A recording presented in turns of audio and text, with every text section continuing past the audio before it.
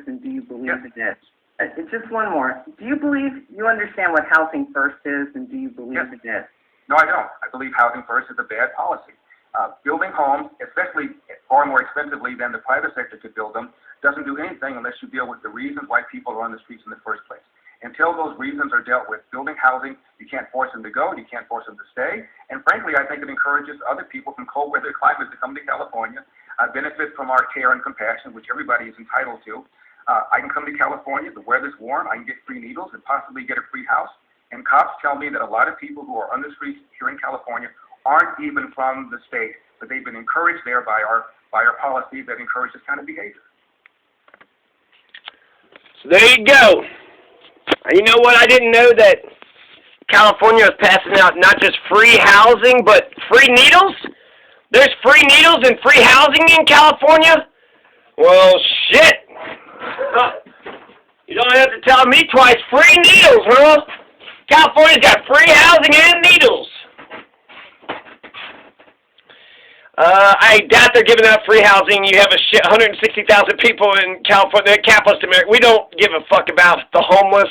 We're Christians. We don't give a fuck about anybody. We just say we're good people, but we don't give a fuck about the most vulnerable people out here, the homeless. They're not even poor. They're sleeping on our streets.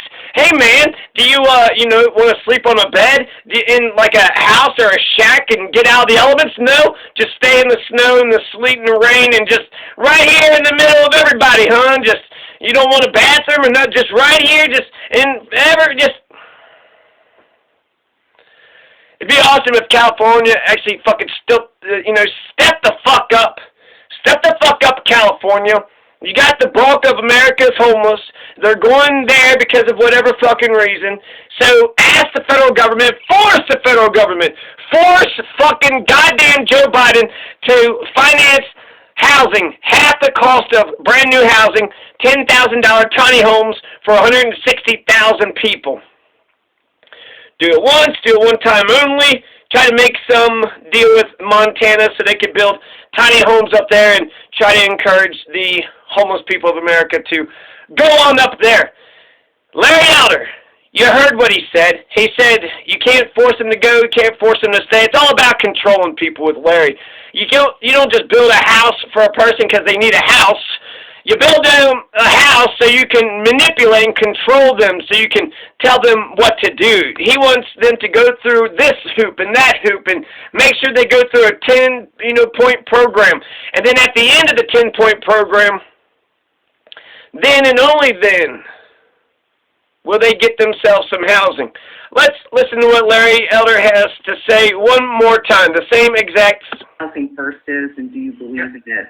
No, I don't. He knows what housing first is. You build the housing first, and you put them in the housing first. Yeah, he knows what it is. It's the compassionate, liberal, socialist approach to combating homelessness. But he's a right-wing fascist. You got to take a nightstick and crack him over the fucking head and tell him to get the hell out of here. That's what you got to do. Well, that's what every other state in the goddamn union's been doing, and that's why all the damn homeless is in California. I believe housing first is a bad policy.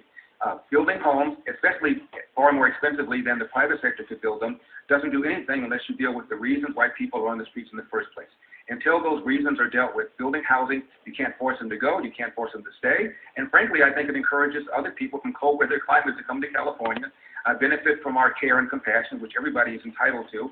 I can come to California, the weather's warm, I can get free needles and possibly get a free house.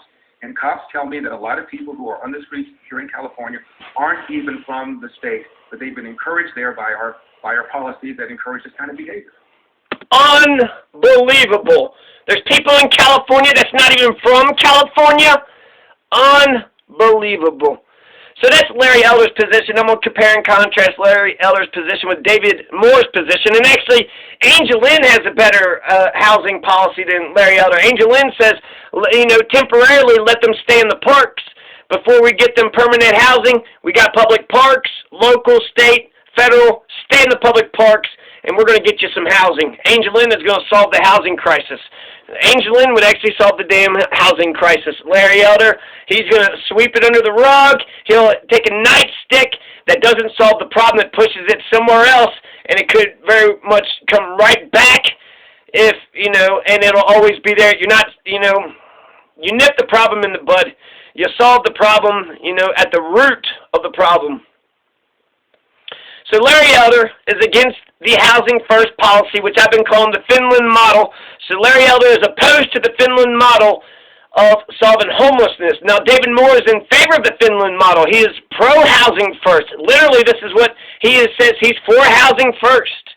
So David Moore, the communist, David Moore, the Trotskyist, David Moore, the socialist Equality Party guy, he is in favor of the Finland model. He's in favor of housing first. So that is a starkly different policy. Larry Elder, he's not even going to build homes, right?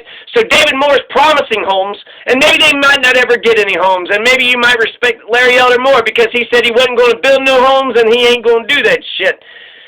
But there's absolutely no possibility that Larry Elder is going to grow a heartbeat. He's not going to give a shit about the community and about the people.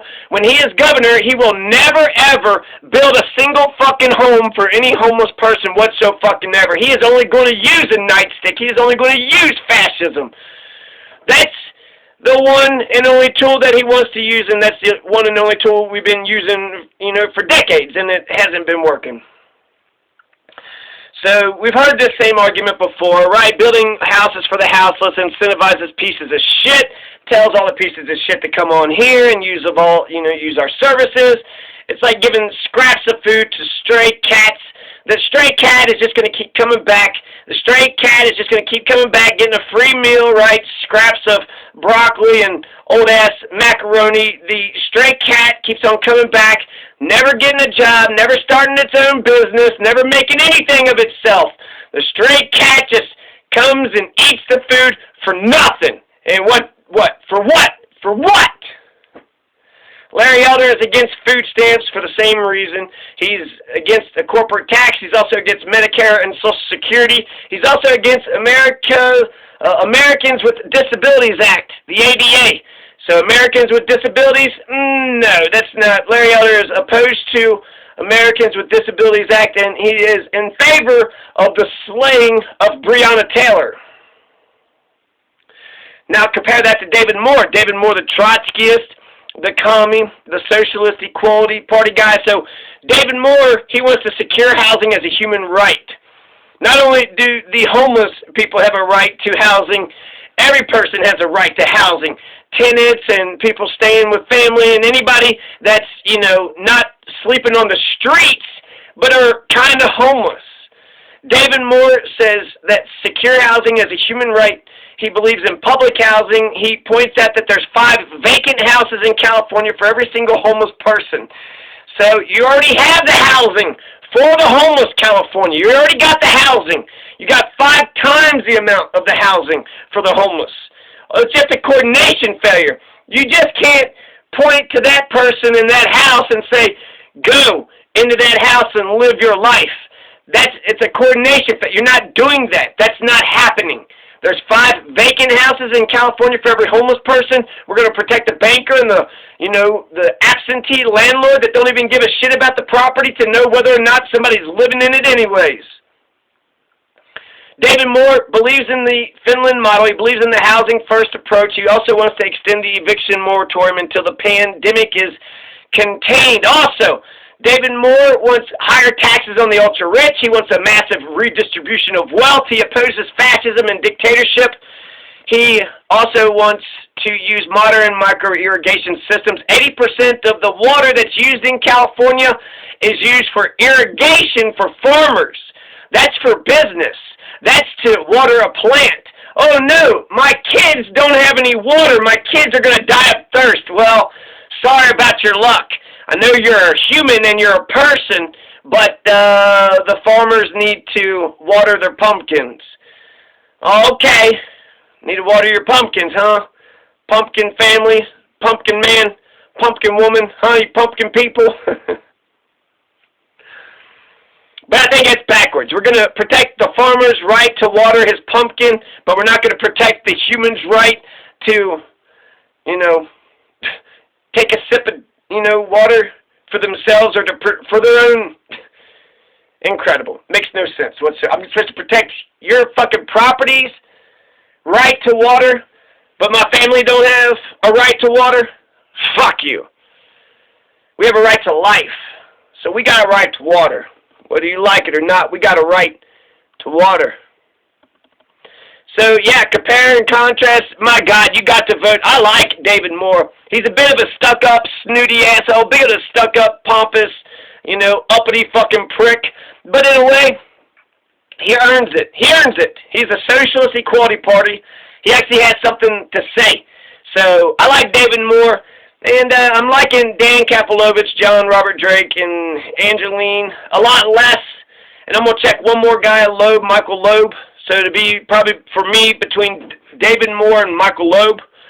I mean, who does this but compiles all this? But there's a policy, right?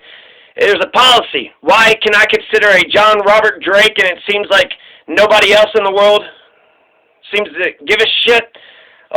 Because if John Robert Drake got in there, a regular person got into the chair of the governor's office, I mean, how many movies Mr. Smith Goes to Washington, right? There's a Chris Rock movie, there's a fucking Robin Williams movie, there's a whole bunch of goddamn, you know, what was that one, Kevin Kline movie where the president died and he looked like him or something and they ushered him in and then he started being popular because he was passing a bunch of populist. So far, I like David Moore the best.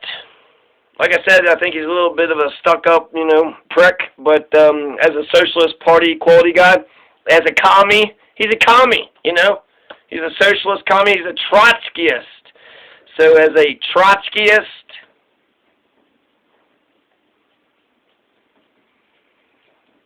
he's got something to say.